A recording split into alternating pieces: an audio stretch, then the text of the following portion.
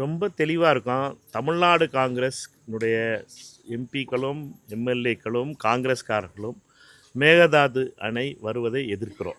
எங்களை பொறுத்தமட்டிலும் தமிழ்நாட்டினுடைய உரிமை தான் முக்கியம். கர்நாடக அரசியல்வாதிகளுக்கு என்ன வேணுங்கிறத கர்நாடக அரசியல்வாதிகள் சொல்லட்டும். சட்டம் தான் முக்கியம். சட்டத்துக்கு உட்பட்டு கர்நாடக அரசியல்வாதிகள் நடக்கணும். சட்டத்தை மீறக்கூடாது கர்நாடக அரசியல்வாதி. அது எந்த முதலமைச்சராக இருந்தாலும் சரி, முன்னாள் முதலமைச்சர் எடியூரப்பாவாக இருக்கட்டும், இந்நாள் முதலமைச்சர் டிகே சிவகுமார் அவர்களாக இருக்கட்டும், அவர்களை பொறுத்த மட்டும் சட்டத்தை மீறக்கூடாது. நீதிமன்ற உத்தரவுகளுக்கு எதிராக போகக்கூடாது. நீதிமன்ற உத்தரவு மிக தெளிவாக இருக்கிறது. காவிரியில் எந்த அணை கட்டணும்னாலும் சரி தமிழ்நாட்டினுடைய அனுமதி இல்லாமல் கட்ட முடியாதுங்கிறது. அதனால் சட்டத்துக்கு விரோதமாக கர்நாடக முதலமைச்சர் நடக்கக்கூடாது. நீங்கள் போராட்டம் எதுவும் அறிவிப்பீங்களா தமிழ்நாடு காங்கிரஸ்? எங்களை பொறுத்த மட்டும் இது தமிழ்நாடு காங்கிரஸ் கமிட்டி தலைவர் செய்ய வேண்டியது, அவங்ககிட்ட கேட்க வேண்டியது. எங்களை பொறுத்த காங்கிரஸ்காரர்களாக நான் என்னை பொறுத்த வரைக்கும் ஒரு நாடாளுமன்ற உறுப்பினர் நான் சொல்ல முடியும், மேகதாது அணை கட்டுவதை தமிழ்நாடு எம்பியாக நான் எதிர்க்கிறேன். இது தமிழ்நாடு மக்களுக்கு எதிரானது, தமிழகத்திற்கு எதிரானது. எங்களுடைய நிலை என்பது மிக தெளிவாக இருக்கிறது. நாங்கள் இதை தொடர்ந்து ஒழிப்போம். பாராளுமன்றத்திலும் இதற்காக இந்த மேகதாது அணை கட்டக்கூடாது என்பதற்காக அதற்காகவும் போராடுவோம். சரியா? இப்போ இந்த திருவள்ளுவர் காவி உடை அணிந்த புகைப்படத்திற்கு ஆளுநர் மாலை அணிவிச்சு நிறைய செலுத்தின விவகாரம் ஒரு சர்ச்சையை ஏற்படுத்தியிருக்கு. இது சம்பந்தமாக அவங்க ஆர்எஸ்எஸ்ஸை பொறுத்த மட்டும் எவ்வளவு அடித்தாலும் சரி தமிழ்நாட்டில் அடியை வாங்கிக்கிட்டு திருப்பியும் இது மாதிரி கோமாளித்தனமான விஷயங்கள் செய்வது ஆர்எஸ்எஸ்க்கு பழக்கமாகிவிட்டது. ஆர்எஸ்எஸ் இதை பண்ணித்தான் பிஜேபியை ஒருத்த சீட்டில் கூட நிப்பாட்டி வச்சுருக்கு.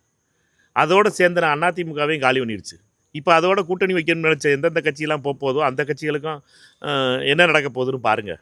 எங்களை பொறுத்த மட்டும் ஆர்எஸ்எஸ்னுடைய இந்த பின்வழியிலே வர தமிழ்நாட்டு மக்களை அவமானப்படுத்துவதற்காகவும் தமிழ்நாட்டினுடைய பாரம்பரியத்தை தமிழர்களுடைய அடையாளங்களை கேவலப்படுத்துவதும் ஆர்எஸ்எஸ்னுடைய சதியாக பார்க்கிறோம்.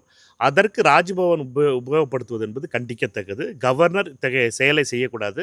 திரு ரவி அவர்கள் செய்த அதே தவறை திரு அல்ரக்கரும் செய்கிறார். இதை கண்டிக்கிறேன். சட்டம் ஒழுங்கு விவகாரத்தில் சைலண்டாக இருக்கக்கூடிய முதல்வர் கொள்கை எதிரிகள் இந்த மாதிரி திருவள்ளுவர் சிலைக்கு பெயிண்ட் அடித்த விவகாரத்தை கூட தட்டி கேட்க தயங்குறாரு அப்படின்னு சொல்லி விமர்சிச்சிருக்கார் சிஎம். இது எதிர்கட்சி தலைவருக்கும் முதலமைச்சருக்குமான பிரச்சனை. அந்த கட்சியை பொறுத்த வரைக்கும் தாவேகாவுடைய கொள்கை பரப்பு செயலாளராக இருக்கின்ற அமைச்சர் அதற்காக பதில் சொல்லியிருக்கார். என்னை பொறுத்த மட்டும் காங்கிரஸ் கட்சியினுடைய சார்பாகவும் என் நாடாளுமன்ற உறுப்பினர் முறையிலும் என்னுடைய கருத்தை சொல்லிட்டேன். எவ்வளோ நாள் எடுக்கும்னு நினைக்கிறீங்க அந்த திட்டங்கள் செயல்படுத்துவாரா? அதை பற்றி உங்களுடைய எங்களை பொறுத்த மட்டும் 2500 கொடுக்க வேண்டும் என்பதை முழுமையாக வரவேற்கிறோம். அதற்கு எடுத்துக்காட்டு தான் கர்நாடக அரசு. கர்நாடகாவில் திரு சித்தராமையா அவர்களுடைய அரசு 2000 கொடுத்துருக்கு மாதம். அதனால் அது கொடுக்க வேண்டியது. பட் நிதிநிலை தமிழ்நாட்டினுடைய நிதிநிலை என்னன்னு பார்க்கணும். தமிழ்நாட்டினுடைய நிதிநிலை என்னங்கிறதுக்கு ஒரு வெள்ளை அறிக்கை, ஒயிட் பேப்பர் கொடுக்குறதா நிதியமைச்சர் சொல்லியிருக்காரு.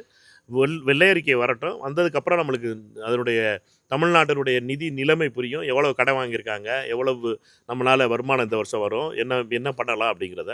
அதனால் நம்ம முதலமைச்சர் சொன்ன அதே வெள்ளை அறிக்கைக்காக காத்திருக்கிறோம்.